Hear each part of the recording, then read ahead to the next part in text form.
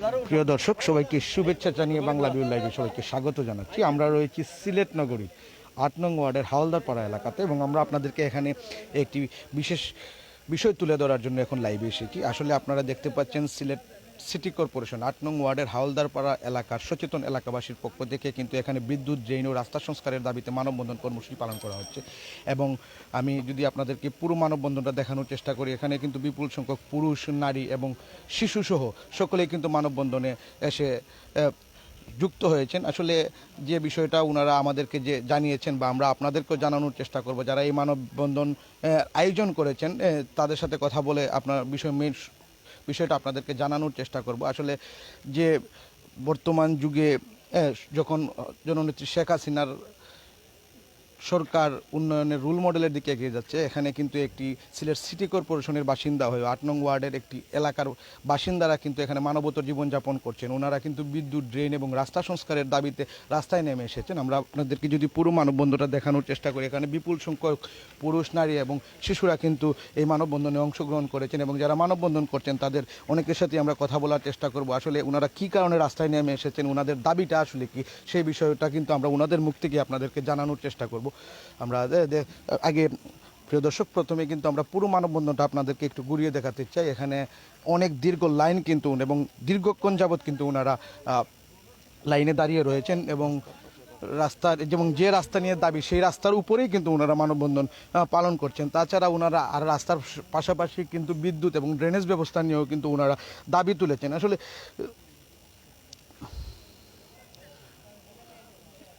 আসলে ওনারা বিভিন্ন ব্যানার, সাইনবোর্ড নিয়ে কিন্তু এখানে দাঁড়িয়েছেন। বাঙ্গা রাস্তার দিন শেষ, বঙ্গবন্ধুর বাংলাদেশ, মুজিব বর্ষের অঙ্গীকার, পাকা রাস্তা হোক সবার, দাবি মোদের একটাই, রাস্তা আমাদের পাকাতেই, সহ বিভিন্ন লেখা সম্বলিত পোস্টার, ফেস্টুন নিয়ে কিন্তু ওনারা রাস্তায় দাঁড়িয়েছেন। এবং আপনারা দেখতে পাচ্ছেন শুধু পুরুষের পাশাপাশি যারা আমাদের মা বোনেরা রয়েছেন ওনারাও কিন্তু রাস্তায় নেমে এসেছেন এবং মা বোনেরা কিন্তু তাদের কুলের শিশুকে কুলে নিয়েই এই মানববন্ধনে দাঁড়িয়েছেন। আসলে এটা মানবতার ওনারা জীবনযাপন করছেন, তাই তারা যখন সব দিক থেকে ওনাদের শেষ হয়ে গেছেন তখনই কিন্তু ওনারা রাস্তার দাবিতে কিন্তু রাস্তায় নেমে এসেছেন। আমরা ওনারা যারা দায়িত্বশীল রয়েছেন তাদের যে এই যে মানববন্ধন যারা আয়োজন করেছেন তাদের সাথে আমরা একটু কথা বলার চেষ্টা করব এবং আমরা জানার চেষ্টা করবো আসলে ওনাদের দাবিটা কি। আমরা একজনের সাথে যদি আমরা এলাকার একজনের সাথে যদি কথা বলতে চাই, আসলে কি কারণে হঠাৎ করে আপনারা মা বোন ভাইয়েরা মিলে এবং শিশুরা পর্যন্ত রাস্তায় নেমে এসেছেন? ধন্যবাদ মাই টিভির শত দুর্ভোগের মাঝে যে আপনারা আসছেন, এসে যে এই গরিব দুঃখীর এই দুর্ভোগটা তুলে ধরতে পারছেন। উনিরা আসলে মূলত এই যে রাস্তাটা দেখতে পারতেছেন আপনারা, অনেক দিন থেকে এই রাস্তাটা কাজ করার জন্যে কমিশনারে বলছে, কারেন্টের খুঁটি দেওয়ার জন্য কমিশনারে বলছে, কমিশনারে দিচ্ছ, ইলিয়াস কমিশনারে দিচ্ছ, কিন্তু এখানে আশপাশ কিছু নেতাকর্মীর কারণে এরা এই রাস্তাটা ঠিক মতন কাজ করতে পারতেছে না, বাধা আপত্তির কারণে। কিন্তু গাছ দেখেন আপনারা, বাংলাদেশের আনাচে কানাচে সম্পূর্ণ ইয়েতে রাস্তাঘাট, কারেন্টের খুঁটি সব কেন ভালো এটা কাজ হচ্ছে, কিন্তু এইখানে কেন এরা বাধা আপত্তি হয়? এই গরিব দুঃখী মানুষগুলা, আমরা সহ গরিব দুঃখী যারা আছে কেউ বাড়ি দিতে পারতেছে না। দেখেন আজ আপনারা নিজেই দেখতে পারতেছেন। তাই আমি আপনাদের মাধ্যমে এটাই সরকারের কাছে অনুরোধ জানাই যে সুন্দর মতো যাতে রাস্তাটা কাজ করতে পারে, কাজ করে দেয় কমিশনার সরকারের মাধ্যমে, আর এরা যাতে রাস্তাঘাটে বাইরে সুন্দর মতো চলাচল করতে পারে, এটাই আপনাদের কাছে আমাদের তীব্র অনুরোধ জানাই। ধন্যবাদ। আসলে ওনারা যে বিষয়টি জানিয়েছেন এবং আরেকটি তথ্য কিন্তু আমরা ওনার বক্তব্য থেকে পেয়েছি যে কাউন্সিলর কিন্তু এই রাস্তাটা করতে চেষ্টা চালিয়ে যাচ্ছেন, কিন্তু কতিপয় মানুষের জন্য কিন্তু এই হাজার হাজার মানুষ দুর্ভোগের শিকার হচ্ছেন। আমি আরেকজন ভাইয়ের সাথে যদি একটু কথা বলতে চাই, আসলে যারা এই মানববন্ধনের আয়োজন করেছেন ওনাদের সাথে একটু কথা বলতে চাই, আসলে ওনারা কি কারণে এই হঠাৎ করে রাস্তায় নেমে এসেছেন। করোনাকালীন সময়ে সব কিছু উপেক্ষা করে কিন্তু ওনারা রাস্তায় নেমে এসেছেন, যে আপনাদের আসলে মেইন দাবিটা কি সেই বিষয়টা একটু বলবেন।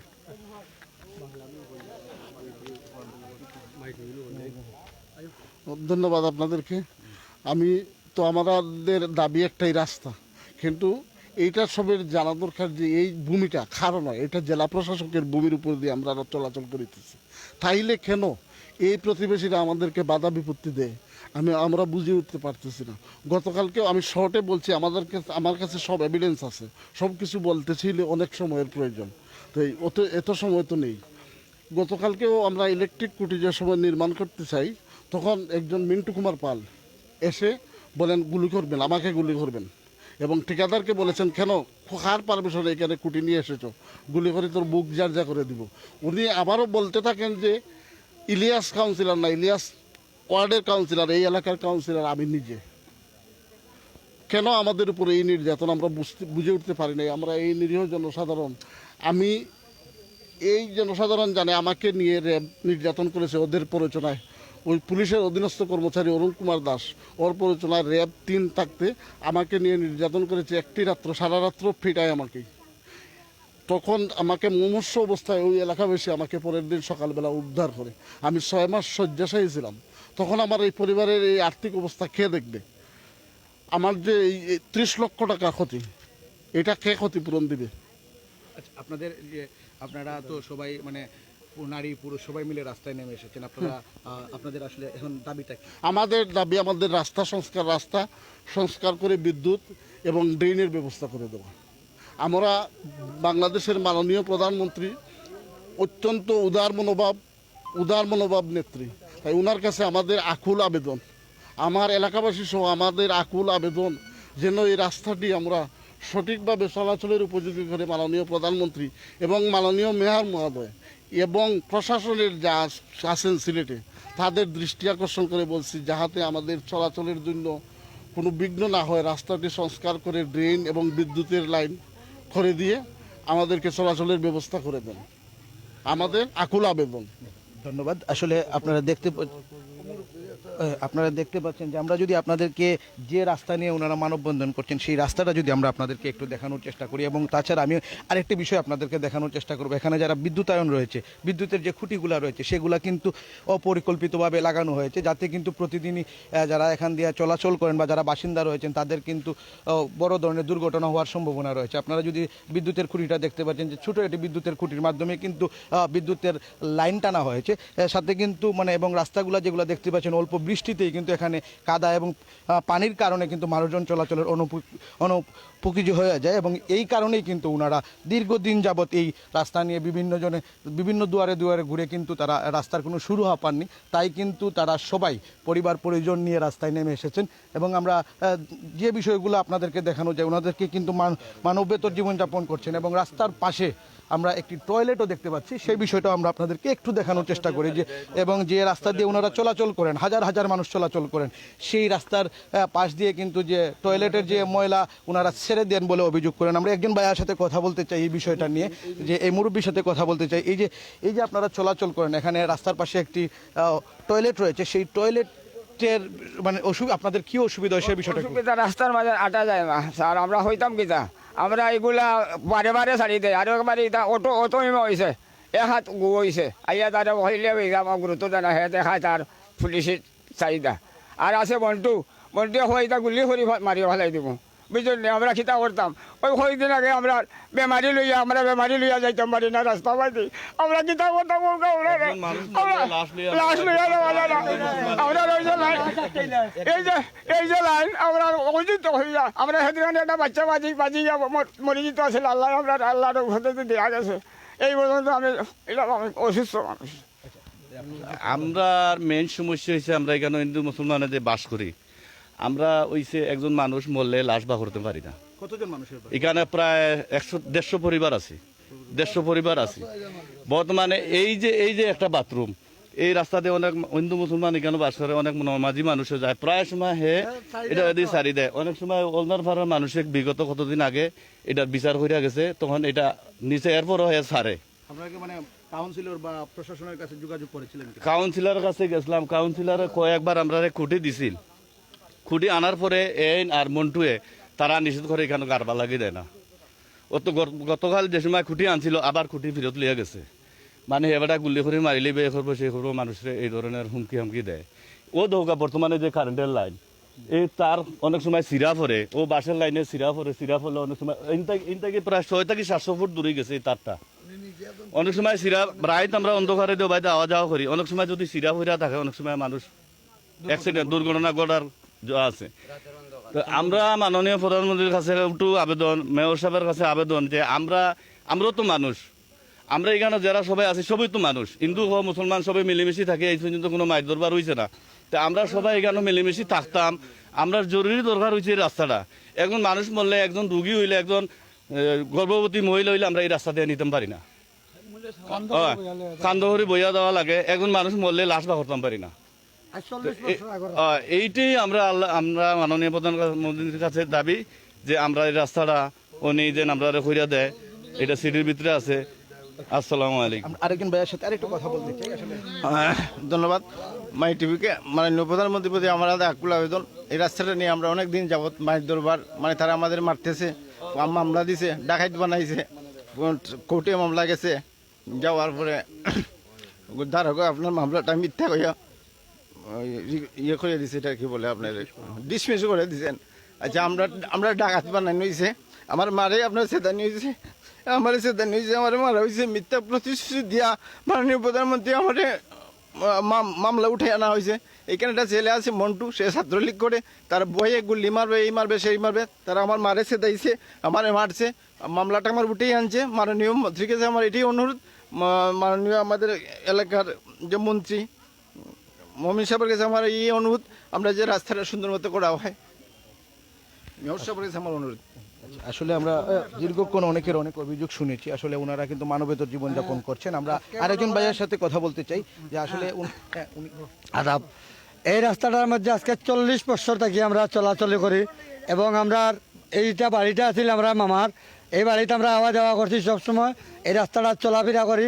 তখন এই অরুণ পুলিশে আর মন্টু বাবুয়ে আমরা আপত্তি দিয়ে আর আমরা রাস্তাটা করবার দেয় না। আরও আমরা গাইলায় উঠরা বৈতল টৈতল প্রায় সময় বেড়া দিলে রাস্তাত আমরা ইয়া বেড়া ভাঙ্গি, তার বাদে আবার দেয় তারা বেড়া, এই ধরনের ব্যবহার করে আজকে 40 বছর যাবত থাকি।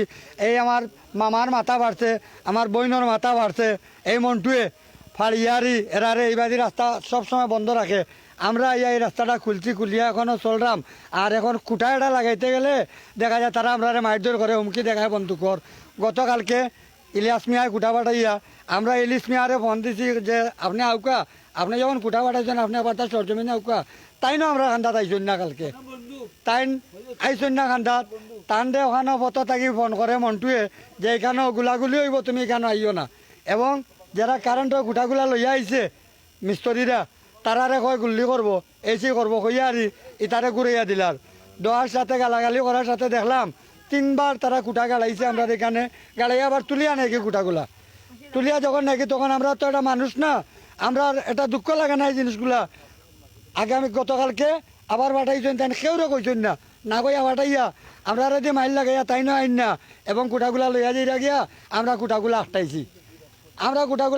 আটটাইয়া কইছি আপনারা আর মেয়র আউকা, মেয়র আইলে আমরা কি তান মানুষ নাই নি, তাই কইয়া আমরা কুটাগুলা নিবা গিয়া।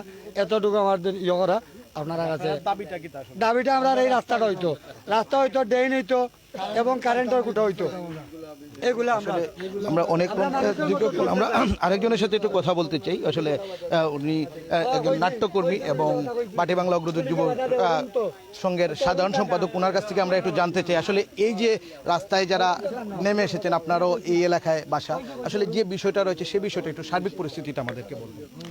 ধন্যবাদ মাই টিভিকে, এবং আমি এলাকাবাসীর পক্ষ থেকে আমাদের যে এই যে রাস্তাটা যেখানে দাঁড়িয়ে মানববন্ধন করছি, এটা আসলে ওই ভিতরের যে জায়গাটা রয়েছে, আমরা একটা মানে মন্দির রয়েছে এখানে রাধাকৃষ্ণ যুব পল্লী, এই এলাকাটা হচ্ছে হালদারপাড়া। আমরা যে জায়গায় দাঁড়িয়ে মানববন্ধন করছি এটা মূলত এই সমাধান করার জন্য আমি বলছি আপনাদের মাধ্যমে যে এখানে কোনো সমস্যা থাকবে না। আমাদের বর্তমান যে কাউন্সিলর রয়েছে অত্যন্ত ভালো মানুষ, ক্লিনিবেজের মানুষ উনি, এবং আমাদের মাননীয় মেয়র, এবং আমাদের যে জায়গায় দাঁড়িয়ে কথা বলছি আমরা, কোনো ব্যক্তির জায়গা হলো কোনো সমস্যা নাই।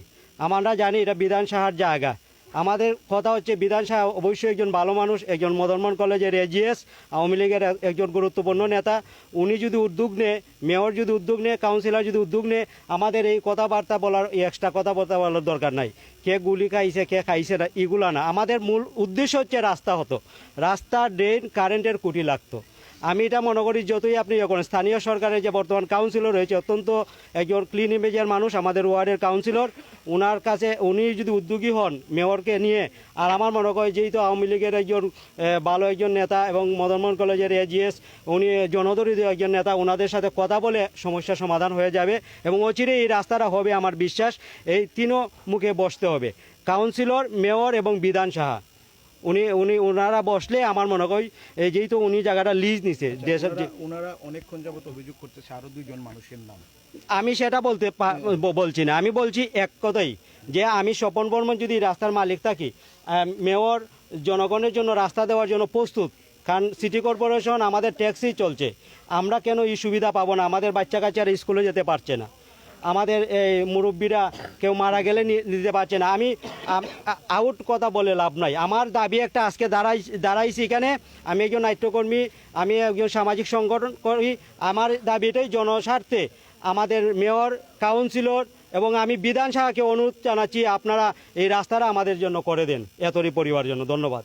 আসলে অনেকেই অনেক কথা বলেছেন, আসলে ওনারা একটা মানবেতর জীবনযাপন করছেন, সেজন্য কিন্তু ওনারা রাস্তায় নেমে এসেছেন। আসলে ওনারা যে দাবিটি জানিয়েছেন অতি সত্য, তাদের এই রাস্তা, ড্রেনেজ ব্যবস্থা এবং বিদ্যুতের সমাধান করে ওনাদেরকে সব ধরনের নাগরিক সুবিধা দেওয়ার জন্য ওনারা দাবি জানিয়েছেন। আসলে প্রিয় দর্শক, এখনকার মতো এখনই বিদায় নেব। পরবর্তীতে আবারও দেখা হবে অন্য কোনো বিষয় নিয়ে, অন্য কোনো স্থানে। ধন্যবাদ সবাইকে, সবাই ভালো থাকবেন, সুস্থ থাকবেন।